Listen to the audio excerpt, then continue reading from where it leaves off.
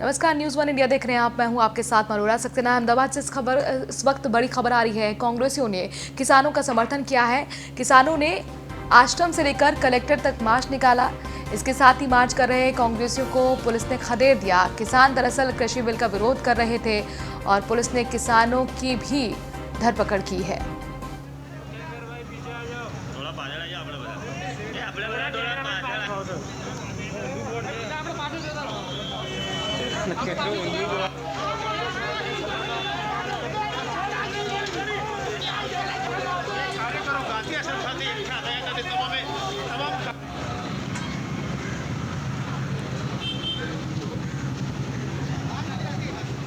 आगे मत जाओ यार, आगे ना जाओ।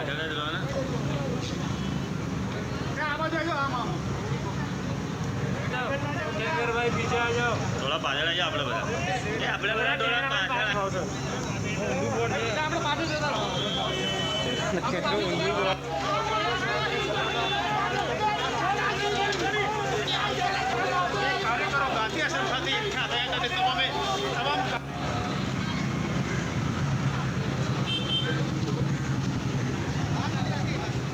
आगे मत जाओ यार, आगे ना जाओ।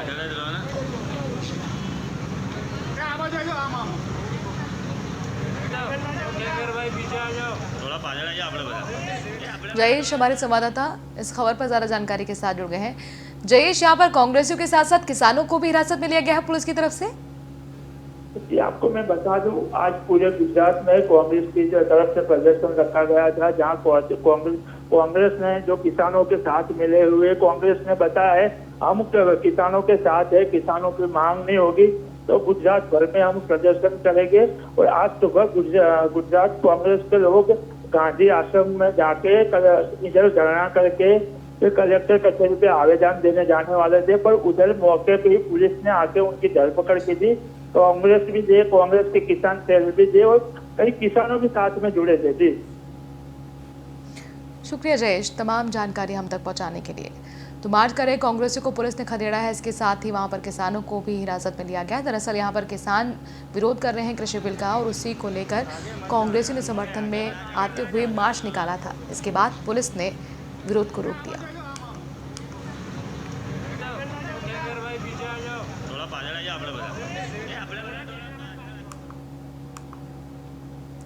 सिंगरौली से खबर है, इंडिया ITI एप्लाइज एसोसिएशन ने प्रदर्शन किया है।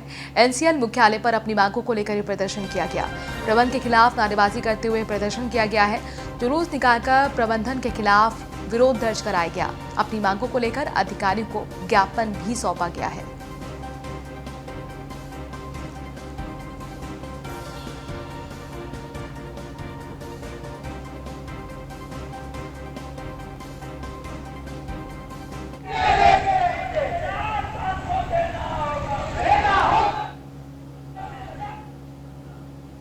एक सूत्रीय मांग हमारी है जो पिछले 15 सालों से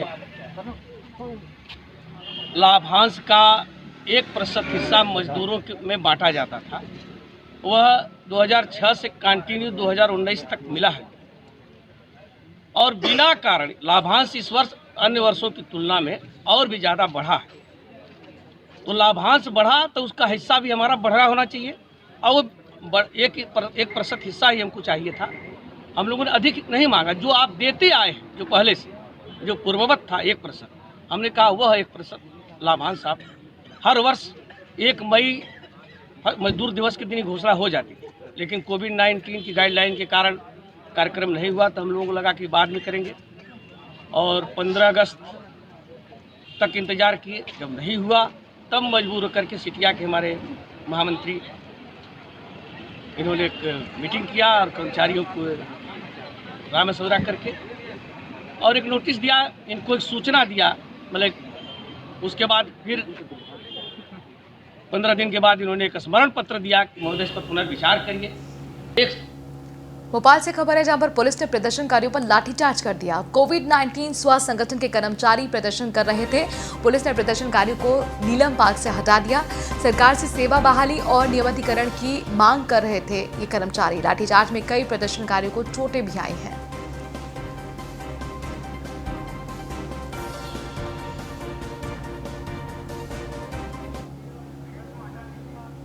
उसमें महिलाओं को पीटा गया, मारा गया, गर्भवती महिलाओं को पीटा गया, मारा गया। जिस तरीके से पूरा प्रोसेस दिखा बना, बड़ा चिंता का विषय हुआ, बड़ी निंदा का विषय हुआ। मध्य प्रदेश शर्मसार हुआ। पहला देश का राज्य है मध्य प्रदेश जिसने कोरोना के उन योद्धाओं को, जिन्होंने अपने परिवारजनों को खोया इस महामारी में, खुद कुछ लोग हताहत हुए, कुछ पीड़ित हुए और उनको फिर लाठियां और डंडे पड़े। ये देश का पहला राज्य बन गया मेरा मध्य प्रदेश। मैं मुख्यमंत्री जी से अनुरोध करना चाहता हूँ, इतनी निर्दयी सरकार नहीं हो सकती और इतना निर्दयी कोई प्रशासन नहीं हो सकता। स्थिति सामने।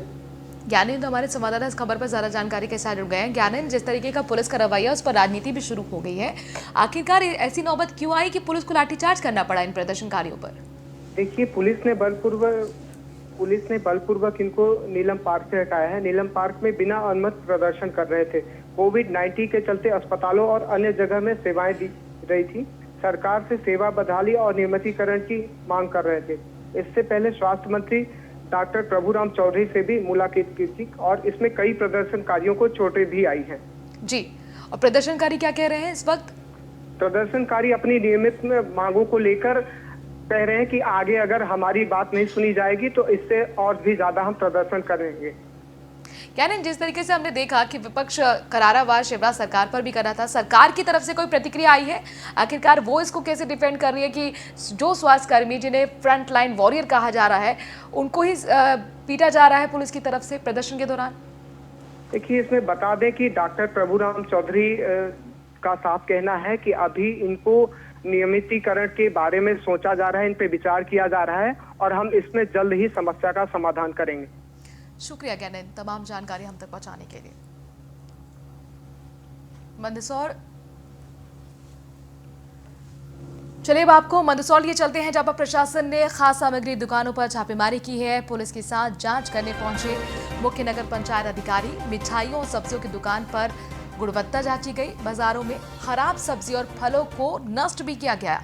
दुकानदारों को खराब चीजें ना बेचने की चेतावनी दी गई है और साथ ही निर्देश का पालन नहीं करने पर कार्रवाई के आदेश भी।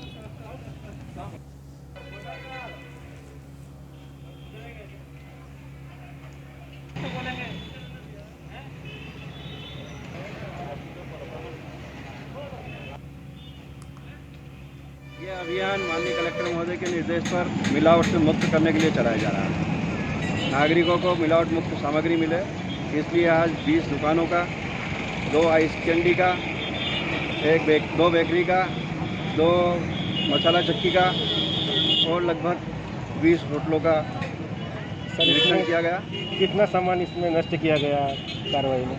लगभग 10 किलो फ्रूट सड़े गले फिकवाए गए एवं लगभग 5 किलो सब्जी जो बासी पाई गई उसे नष्ट कराया गया। इसके लिए भी नगर परिषद एवं पुलिस विभाग संयुक्त रूप से निरंतर अभियान चला रही है। इसके लिए व्हाट्सएप, दैनिक समाचार पत्रों एवं मेरे द्वारा नगर भ्रमण के दौरान भी नागरिकों को समझाइश दी जा रही है। सर, क्या नाम? और जो बिना मास्क पाया जा रहा है उसकी लगभग प्रतिदिन किसी की दिन 10, 15, 20 रसीदें जुर्माना की जा रही है। और मैं नागरिकों से भी अनुरोध करूंगा कि ये कोरोना वायरस जैसे महासंक्रमण से बचने के लिए मास्क अनिवार्य रूप से लगाएं। रतलाम में एनकाउंटर पर गृह मंत्री नरोत्तम मिश्रा का बयान आया है। 13 हत्याकांड के मुख्य आरोपी को पुलिस ने मार गिराया। रतलाम पुलिस को एनकाउंटर के लिए गृह मंत्री ने बधाई भी दी।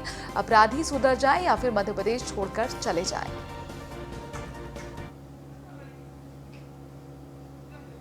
देवठान के दिन जो ट्रिपल मर्डर केस हुआ था,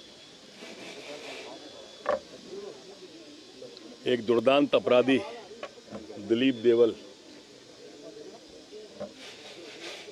पुलिस ने घेरा जब 8:15 पे, तो जवाबी फायरिंग की। हमारे पुलिसकर्मी भी घायल हुए हैं।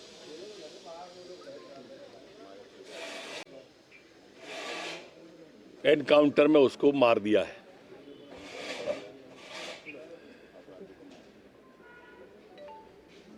मुख्यमंत्री जी ने भी सभी पुलिस को बधाई दी है। मंदसौर जिले के ग्राम गुड़भेली निवासी गोवर्धन सिंह सिसोदिया सिक्किम के राजपुताना राइफल्स में तैनात थे। कल उनका सड़क हादसे में निधन हो गया।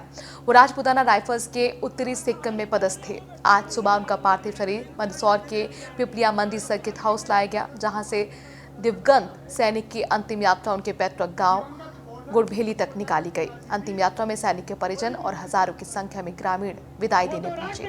इस दौरान दिवंगत सैनिक के परिजनों और ग्रामीणों ने शहीद का दर्जा देने की मांग भी की।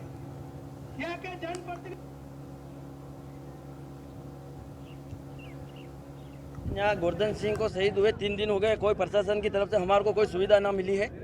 दूसरी बात, यहाँ के लोकल विधायक जो हैं यशपाल सिंह जी सिसोदिया, वो 3 दिन में अभी तक ना तो आके कुछ पूछा और कुछ भी नहीं। और दूसरे मतलब आज आए हैं तो चोरी के रास्ते से दूसरे गांव होते हुए गुड़बेली जाके बैठे हैं। उनसे बोला गया कि भाई गोवर्धन सिंह का पार्थिव शरीर हाईवे पे जाम लगा के खड़े हैं, वहाँ जाना चाहिए। तो वो बोले मैं वहाँ नहीं जा सकता हूँ, मैं प्रशासन को भेज रहा हूँ। हमारे को प्रशासन की ज़रूरत नहीं है, हमारे को विधायक महोदय की ज़रूरत है। विधायक महोदय यहाँ आवे और हमारे को लिखित में देवे कि गोवर्धन सिंह की मिसेज को गवर्नमेंट सर्विस दी जाए। दूसरी बात, गोवर्धन सिंह की मूर्ति बनाई जाए मंदसौर जिले के कोई भी चौराहे पे। गोवर्धन सिंह जी सिसोदिया, उनका मामला है, उन्हीं के लिए जाम लगा रखा था और इनकी मांग थी कि शहीद का दर्जा दिया जाए, 1 करोड़ रुपए दिए जाएं और स्टेचू बनाया जाए। तो माननीय एमएलए साहब से इनसे बात हुई इनकी और कलेक्टर साहब की ऊपर बात हुई, तो इनकी सब मांगों पर गंभीरतापूर्वक विचार करके इसका निराकरण किया जा रहा है। और इस वक्त बड़ी खबर छत्तीसगढ़ के कोरिया से आ रही है, जहां पर राज्य मंत्री ने बालाओं के साथ जमकर ठुमके लगाए हैं। राज्य मंत्री के डांस का वीडियो भी वायरल हो रहा है। मीडिया पर वायरल वीडियो पर सोनहित विधायक नजर आए हैं और बाल बालाओं पर पैसों की वो वर्षा करते हुए नजर आ रहे हैं। बीजेपी प्रदेश प्रवक्ता ने मंत्री के कारनामे पर सवाल खड़े किए। राज्य मंत्री को मंत्रिमंडल से बर्खास्त किए जाने की मांग की।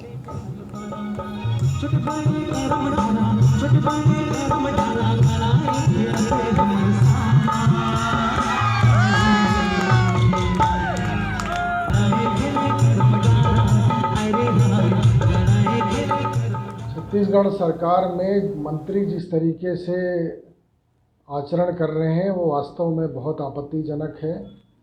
इस सरकार में जनता त्रस्त है और मंत्री मस्त है। एक कार्यक्रम में कांग्रेस के राज्य मंत्री दर्जा प्राप्त विधायक कमरो जी ने जिस तरीके से नाच गाना किया है और जिस तरीके से उन्होंने एक अपसंस्कृति को बढ़ावा देने का काम किया है, उससे वास्तव में प्रश्न चिन्ह लग गया है कांग्रेस की सरकार की भावना पर। जहां एक तरफ सरगुजा में और छत्तीसगढ़ में बलात्कार और अनाचार की घटनाएं बढ़ रही हैं, छत्तीसगढ़ देश में बलात्कार में 7वें नंबर पर है। माइनर और नाबालिगों के साथ बलात्कार में 59% का आंकड़ा है। ऐसे में इस प्रकार का कृत्य करना, इस माहौल को और अधिक बल देना है। खबरों में आगे बढ़ते हैं। कोंडा गांव में पटवारी की लापरवाही से किसान की मौत का मामला सामने आया है। किसान ने फांसी लगाकर आत्महत्या कर ली। पटवारी की कार्रवाई से दरअसल किसान परेशान था। पटवारी ने सिर्फ 11 कुंटल धान बेचने का टोकन काटा था। 6.70 एकड़ खेत के धान के लिए सिर्फ 11 कुंटल का ही टोकन दिया गया था।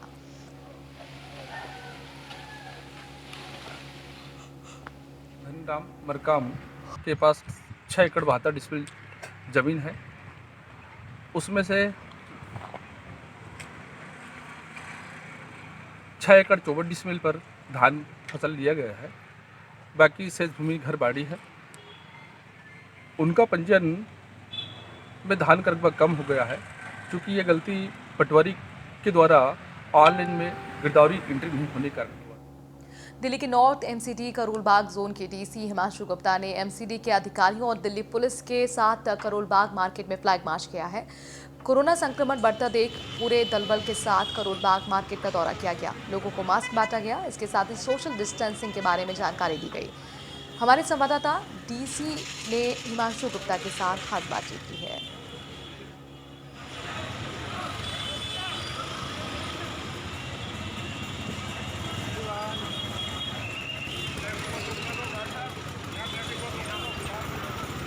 दिल्ली में कोरोना संक्रमण फिर से बढ़ने लगा है, उसको लेकर के हम इसमें मौजूद हैं। एशिया की सबसे बड़ी दिल्ली के करोल बाग टैंक रोड, जो गारमेंट्स की बहुत बड़ी मार्केट कही जाती है, यहाँ पे अगर बात की जाए सोशल डिस्टेंसिंग की तो देख सकते हैं आप कि ये टैंक रोड वही मार्केट है जहाँ ये कोरोना समय में इसको कंटेनमेंट जोन बनाया गया था। उसके बाद से लगातार दिल्ली में कोरोना संक्रमण बढ़ता रहा है, उसको लेकर के हम इस समय मौजूद हैं टैंक रोड मार्केट में। जो यहाँ के मार्केट के लोग हैं, इनसे हम जानेंगे कि दोबारा से दिल्ली में कोरोना संक्रमण बढ़ रहा है, उसको लेकर के क्या व्यवस्था की गई है। देखिए, नंबर 1 तो ये एशिया की सबसे बड़ी मार्केट है, इसमें कोई दो राय नहीं है।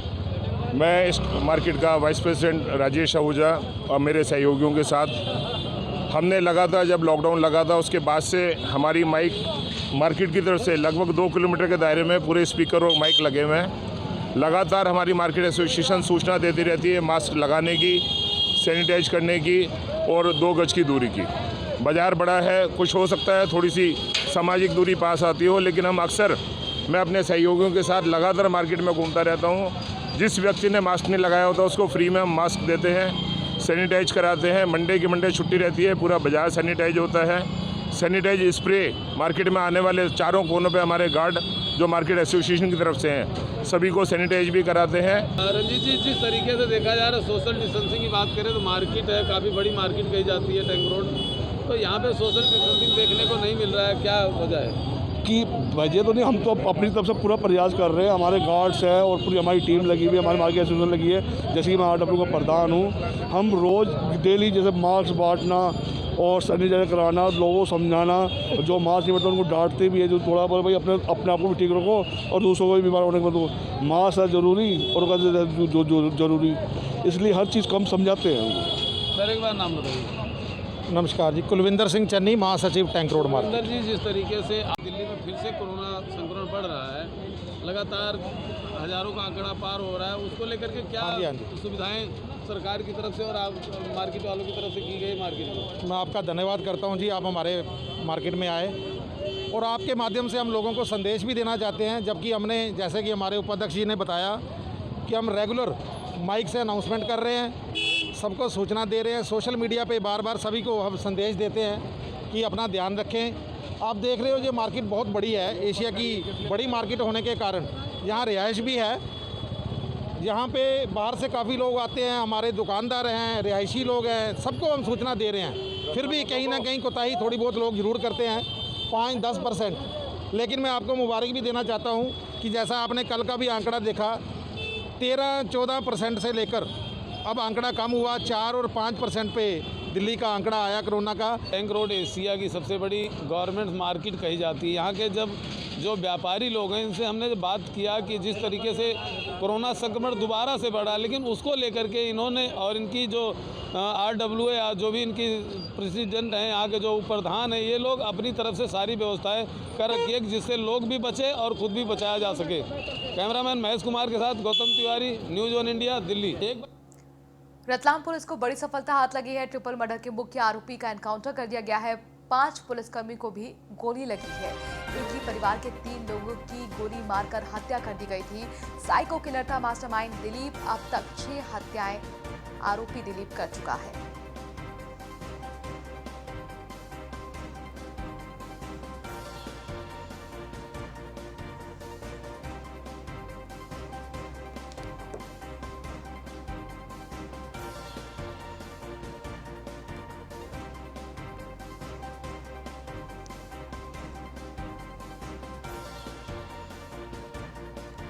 रतलाम पुलिस को बड़ी सफलता हाथ लगी है। ट्रिपल मर्डर के मुख्य आरोपी का एनकाउंटर कर दिया गया है।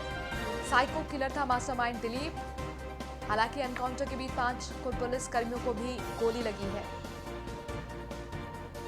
ललित सिंह हमारे संवाददाता इस खबर पर रतलाम से ज्यादा जानकारी के साथ जुड़ गए हैं। ललित, जाहिर तौर पर एक बड़ी सफलता कही जा सकती है पुलिस की। जी, आपको बता दूं, बड़ी सफलता है। वो लगातार इसकी खोज की जा रही थी। 25 नवंबर के बाद से ही काचरों जब इसकी देखने की सूचना मिली तो पुलिस तुरंत पहुंची। पुलिस पे इसने फायरिंग की तो पुलिस ने बचाव में इसका एनकाउंटर कर दिया। जी, यहाँ पर ये बताइए ललित की क्या यहाँ पर सूचना पहले से ही थी कि साइको किलर दिलीप आने वाला है? कैसे पहुंची पुलिस इस तक? मुखबिर की सूचना से पुलिस को सूचना मिली थी कि काचरोद में एक किराए से रूम लेकर दिलीप देवत फरार है और वहाँ रह रहा है, तो पुलिस तुरंत पहुंची। तब जब पुलिस पहुंची तो ये फरार होने और पुलिस पे फायरिंग करने लग गया, तो पुलिस ने उस पर फायरिंग की, तो पुलिस में इनकाउंटर हो गया। शुक्रिया ललित, तमाम जानकारी हम तक पहुंचाने के लिए। साइको किलर, जो किलर था मास्टरमाइंड दिलीप, अब तक 6 हत्याएं करने वाला आरोपी, इसका एनकाउंटर पुलिस ने कर दिया है।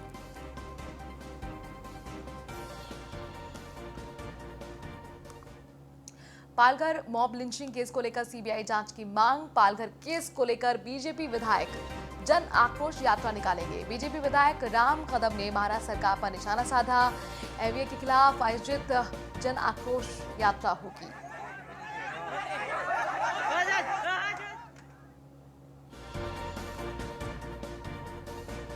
तो जन आक्रोश यात्रा निकाली जाएगी। बीजेपी की तरफ से ऐलान बीजेपी विधायक की तरफ से किया गया है। पालघर मॉब लिंचिंग केस को लेकर दरअसल सीबीआई जांच की मांग बीजेपी पहले भी करती रही है। बीजेपी विधायक अब जन आक्रोश रैली निकालने जा रहे हैं, बड़ा ऐलान उनकी तरफ से।